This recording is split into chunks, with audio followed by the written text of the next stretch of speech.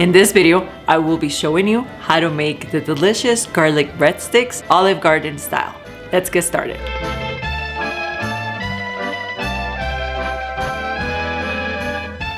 I am using dry active yeast. If you want to use instant yeast, you can also do it. Just add it directly to the flour and skip the step of rehydrating it. I'm going to use the microwave to heat up the water for about 30 seconds or until it reaches a temperature of 105 Fahrenheit degrees. If you don't have a thermometer, you can use your pinky finger as guidance.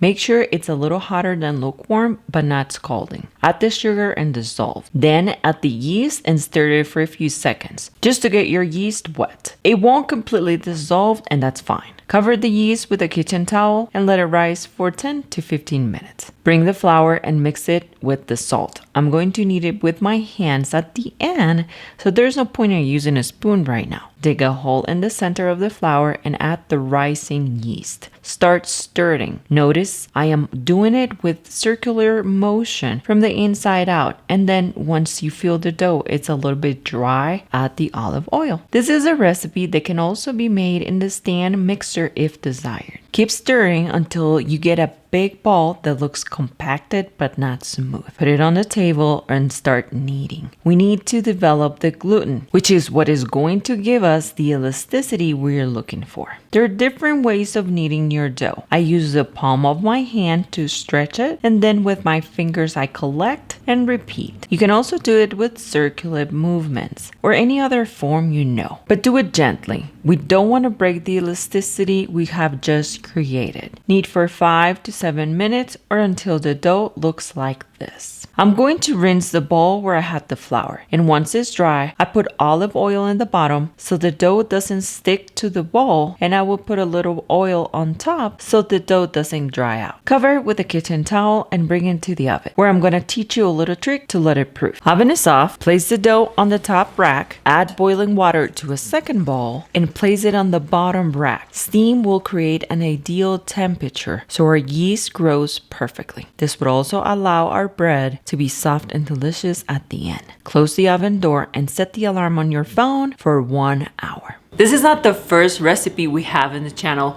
for the Olive Garden restaurant. We also have the chicken fettuccine and the salad.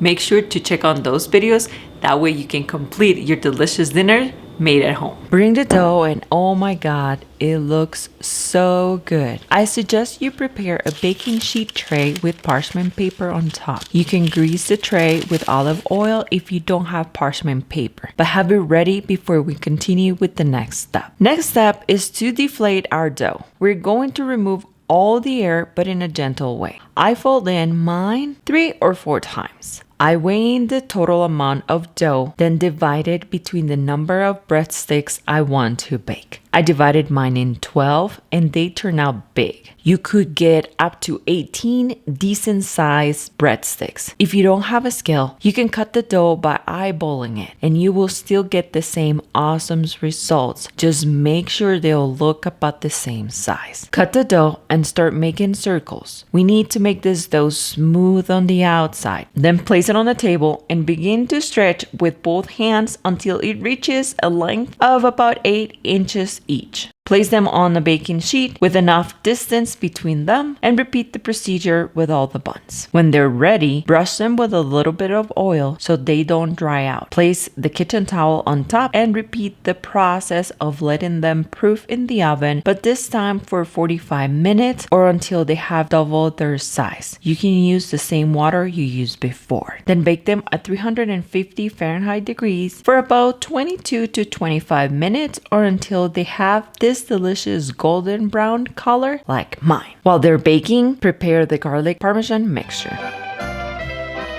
I am using an empty container of spices that I have used up. It has a lid with holes. I'm going to mix the garlic and the Parmesan cheese here, and you will see how easy it is to do it that way. Then melt the butter in the microwave, and as soon as the buns come out, brush them with the butter on top, and then with the jar of spices, add garlic and Parmesan cheese on top. You can also do it with your fingers, but I'm sure you have an empty container or 2 in your spices cabinet you can use.